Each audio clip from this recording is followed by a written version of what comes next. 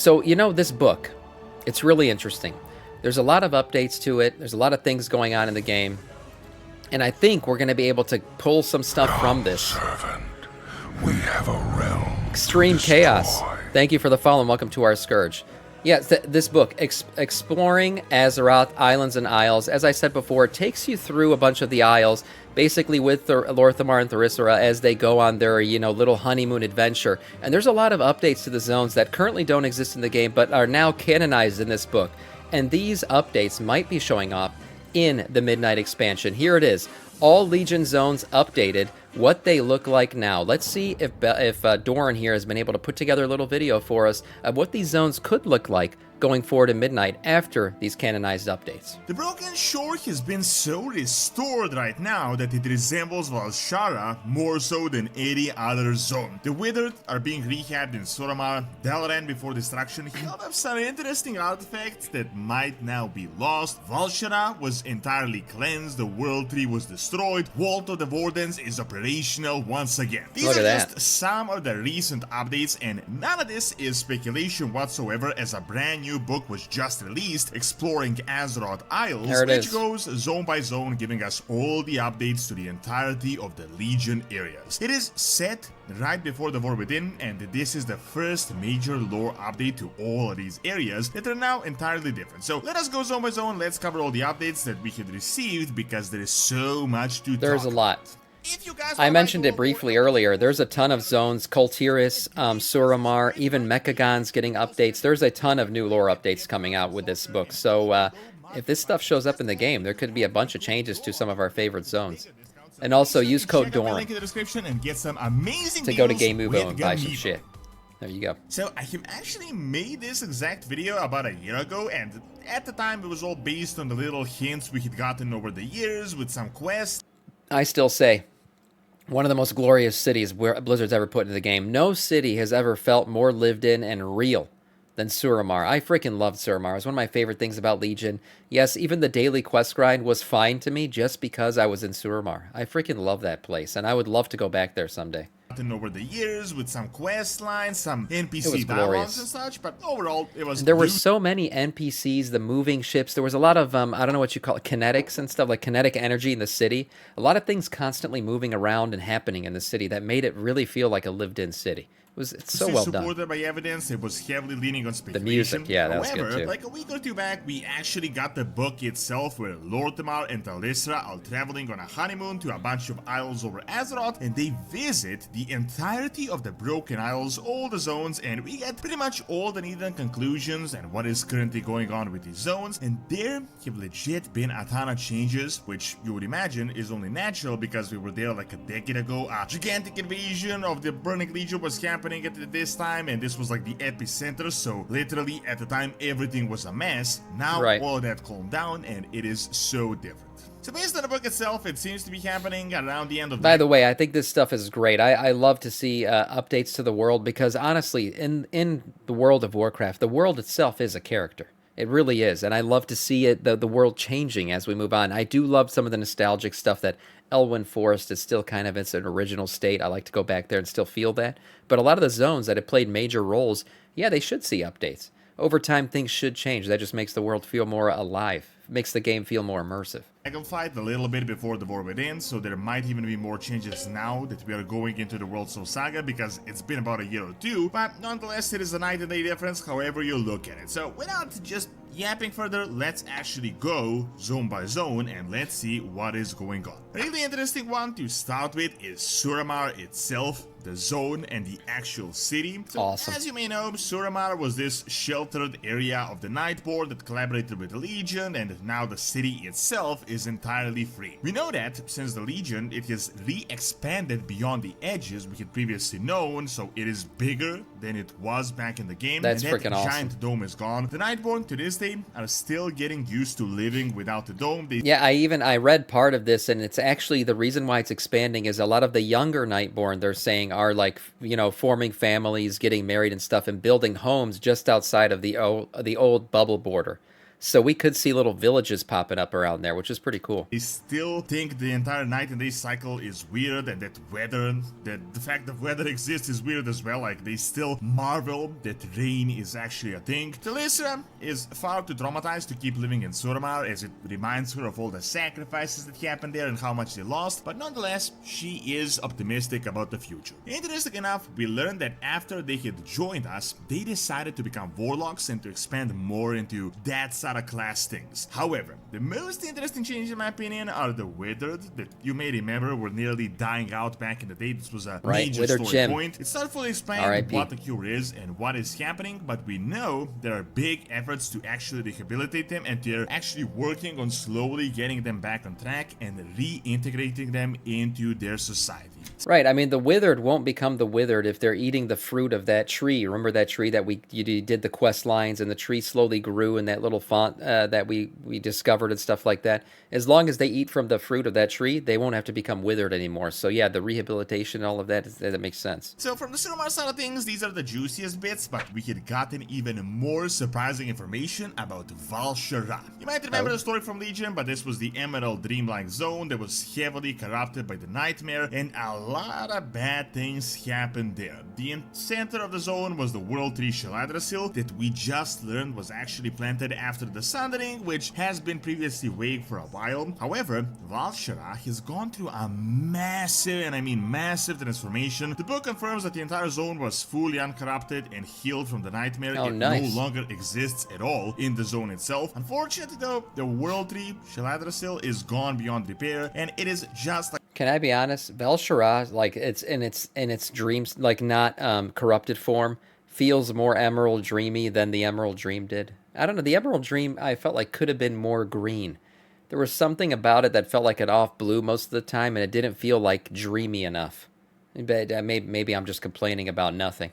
But I just felt like it could have been more over the top, maybe. a completely dead husk, and as far as we know... Even though it's technically just a perfect version of Azeroth, essentially. But I don't know, Val'sharah just felt more Emerald Dream than that did. is no way to revive it. The entire zone though is like something out of the Emerald Dream now, and if you visited it for the first time post-Legion, you wouldn't even recognize what is going on. We've learned that the Dream Grove is fully healed and healthy, the Temple of is it Balloon already is now healed in the entirely game? operational again, and it has been repaired. We learned that cool. the Black Rook Hold is now fully empty of all the spirits, no longer as haunted, and the Brandonsbrook, the Gilnean village, is also fully functional. People are living there, and they're even expanding their trade with the local Night Elves. So Nice. realistically, Val'sharah is one of the biggest success stories post-Legion. Close by, we got Azsuna, which out of all the zones didn't get a massive transformation, but nonetheless, a lot of things changed. For example, the Azurbing Repos is now a vacation spot that is often visited, and the Blue Dragons come from time to time as well. The Court of Ferondis still exists. It isn't a mess that it was back during Legion, and the Nightborn are putting a lot of effort to fully break the curse that is surrounding the place. The Nautilus Academy actually functions as an academy now, despite how eerie it is, and we know there are actual Nightborn Man, that you know, with all this stuff, what it reminds me of? I wish they would update Dire Maul. They would need to update Dire Maul, bring it back to its former glory. What was the city called that was originally what Dire Maul was? Dire Maul, original name? Yeah, because Dire Maul was originally like this unbelievably massive Elder Thalas. Yes, that's it, Elder Thalas. If it could, they could return it to its former glory. And I've said this many times on stream. I would live there. I wish. I just want to see it happen. studying there. The Eye of Val'sharah close by is now just a regular beach cove, and all the Naga are gone. As far as we know, there is no presence of the Naga whatsoever, because they're probably going to come back once again together with Azsuna, but probably void empowered. Most interestingly, in regards to Azsuna though, is that the Vault of the Wardens is actually fully operational once again. It has been contained and repaired, and the Wardens themselves are once again guarding the prisons. Interesting enough, they're all professional and strictly business oriented, so they really Wardens are don't back give doing us warden much things. information as to what is going on inside the facility itself, but we know it is back on track. However, now let's get to the most interesting bit of information in my opinion, and that is the fabled Broken Shore, where we lost so many characters. So we've actually learned Always that it has use been fully another death knight. Vault a star. Thank you for the follow. That sub, I should say. Pryman. Thank you so much, Death Knight of our Scourge. By the way, 5 extra entries when you enter the giveaway if you are in fact sub. Thank you so much, man. I appreciate that. Totally transformed, like a crazy night and day difference. Druids and shamans have healed all the fell corruption that was there, so it's no longer around like it's been fully healed. The water is clear, streams are running, plants are starting to cover the ground, and the air itself smells alive. It's not exactly Val'sharah yet, but it is on the road to get Looks there. pretty. Deliverance Point is now an outpost that is being used by the Kirin Tor for visitors. Tomb of Sargeras, however, hasn't been fully unblighted yet. Some corruption is still there and will be for quite some time. As you may remember, like this was the center of the invasion. However, we've learned that the Echo of Agewind actually permanently lives within the Tomb of Sargeras, and a cleansing process is ongoing with wardens watching over it. Personally, I was honestly expecting the Broken Shore would be gone for good, like gone beyond repair. Yeah, completely Looks corrupted. like the transformation that has happened is just out of this world. In regards to Dalaran, the book talks about how it is a nice Dalaran. place to live, which means this is happening pre-war within, but we've gotten information that the Pillars of Creation were actually moved from the tomb and into Dalaran, which is actually going to potentially be a massive problem, as we've already learned in the War Within patches that a lot of artifacts were scattered and stolen by the Nerubians, like the Right. Mana Bomb, for example, which Right, yeah, while they were fighting, all that stuff was going on. They were also stealing artifacts, things that Bazaloteth, I guess, is going to use to become more powerful in some way. So a lot of those things were being taken away during the entire pillaging and raiding, which is probably why Zaloteth didn't immediately vaporize the city. Right, so all that stuff was going on. They're pillaging it, taking all these powerful items, by the way, which we helped gather during Legion. We literally put up these Pillars of Creation and everything in Dalaran, so there's a ton of powerful items there. All that stuff got taken out, then the city got blown up.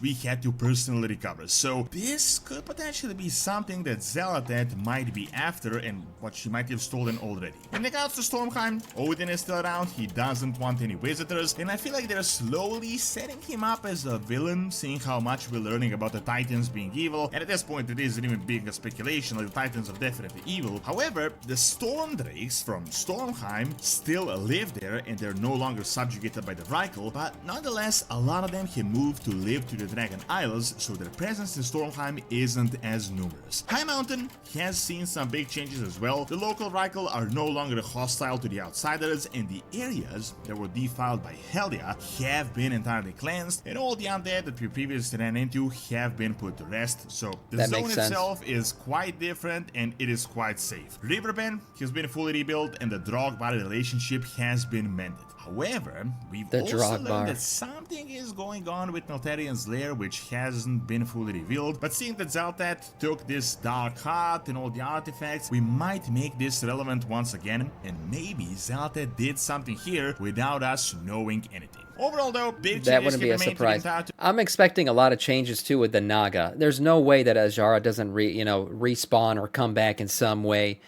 She's not dead, right? She just got sucked back in by the hentai boss that is Nazath, right? He pulled her back in. She's coming back.